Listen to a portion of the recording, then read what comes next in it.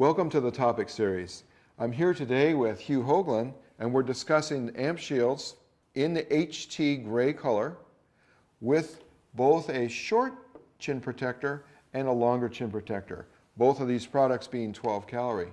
Hugh, we went through the trouble to make these two different models so that the customer would have a choice. They can have the shorter chin protector, as you can see here, certainly passes at 12 calories without a problem. But we also made this model here, which is available both in 12 and 20 calorie. We had to go to 20 calorie. We had to go to the larger chin protector. But for 12 calorie, we also certified it for people that wanted to have more protection from flash that may come from underneath.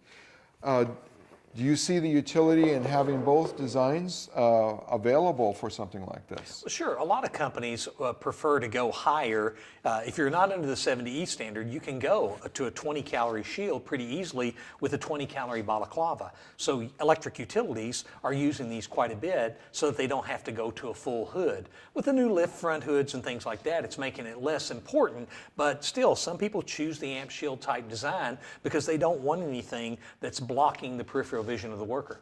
Yeah. Well, in this case, with the smaller unit, it's more ergonomic in the sense of it's not in your way as much when you're turning your head. Sure. Certainly this comes further back, but the more that you have of the chin protector, certainly the better your protection Well, it level. means that the chin sensor doesn't see burn, which means it's less likely to burn your face. Yes. Now, when the arc flash occurs, we see there's a lot less energy at the chin than there is in the face shield itself. Of course. But there's obviously still a significant amount of energy that's there. One of the questions that constantly comes up to me is people say, well, what temperature did this shield actually get to on the surface? And it's hard to know. Right. We don't measure the surface temperature. We measure the sensor temperature that's 12 inches away, and those can be up in the range of 400 to 500 degrees Celsius. So they get pretty hot, but that, of course, is infrared warming up the black body. So it just, that actual temperature of the copper slug, it's really hot. Yeah, that's very hot. And the face shield is actually about 8 inches away from the arc, and the sensors are about 12 inches away. So it's a lot hotter at 8 inches than it is at 12 inches. So the surface of that shield gets really, really hot. Yeah, because if you cut the distance to the arc by half, so if you went from 12 inches to 6 inches away from the arc, we use the rule of thumb of it's 4 times as much energy. Square the distance. Square the distance. So as everything gets closer, it gets hotter. Yes, it and does. a lot hotter. Yeah. So have you come to a conclusion of the temperature that you think the exterior of the face shield sees? Well, it's probably in the range of 2,000 when they're that close, but it's for just a split second. So Yes. it doesn't heat up that long, and that's why you get carbonization and different effects on the front of the shields. And you've been able to use that technology, your technology, to take advantage of that in what we call ablation. That's correct. What we're doing is we said there's a lot of energy that's available, why not use it? Yeah. So we're using the energy to convert the front of the face shield to ablate the surface, which means that we would be taking energy away because of the ablation going into the material, carbonizing it, and then moving away from the product, reducing energy going through. And we're carbonizing the shield with additives both in the plastic and on the surface of the plastic to create a carbon layer on the surface, thereby further reducing the energy coming through to the person. It's a lot of energy, it's a short period of time, but when you do your arc testing, actually you are providing the same amount of energy and just varying the time, as I understand it. Yeah, our standard works that way.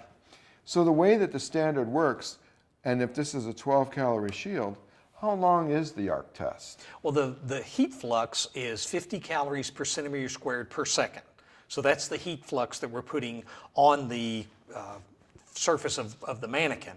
So we're getting about that same heat flux or slightly more, but we're holding it for a longer period of time because we're using 8,000 amps. If we had higher current, we'd actually put a faster heat flux or a higher heat flux for a shorter period of time to get the same amount of energy. But we found with fabrics, it's actually more protective the higher the current goes. So that's why we arc rated around that 8,000 amp level. That was determined to be the optimum, and also is what you also think would be about what people are seeing in the field? People see in the field lots of different currents, but the reason we picked that was it was kind of the point where the inflection went down. So if you get a lot less current, you get longer time, but the rating doesn't change that much. Whereas if we'd gone to a higher current, the ratings would have went up a lot, and you would have had to adjust down for the lower currents. It's only maybe a calorie and a half drop to go down to 2,000 amps. So that's why we picked 8,000. It lets us get all the way up to 100 calories with the same test, because if you try to go longer and longer, you're going to melt the electrodes out. So if we went lower current, it wouldn't have lasted as long. It was kind of something that happened by accident, but it worked out really well. You know, one of the things I don't know if you remember, we did a study once, you and I did, of your shield, and we looked at ablation by weighing the shield before, arcing it, and weighing it after, and we found that the arc rating is directly proportional to the weight loss. So we are ablating off and blocking, which is really making a difference. Yes, I remember the study. Yeah. It was under a little bit of a difficult circumstances at the time. Of course. But we need to publish it now, though. It would be useful. We should publish that study because we put a lot of work into it. That's right. And I think I actually paid for that. You did, and Yeah, I'll be glad to publish it. So as we're working with this, these face shields, there's a lot of technology that's gone into building these types of products. They have been improved year by year for clarity, color recognition, anti-fog resistance, making them lighter in weight. And with the new AmpShield product line, you can see that it no longer has the cam locks like we used to have on our models from years ago. So it's a sleeker design. Do you see also that, that the customers, now that they have these better choices, are accepting these types of units more, and there's more people using them? I think the biggest improvement that we've seen over the last few years is several different companies have come out with shields that are easier to see through. You know, you've taken the original legacy design and making it clearer and clearer. Now you've come in and made full color spectrum capabilities without a coating, which is a real improvement. And I think people are continuing. People have had to use them. Now people are starting to not care if they use them or not. And I think that's what's important. When people get used to just using it automatically, that's when the most people will be saved. Yeah.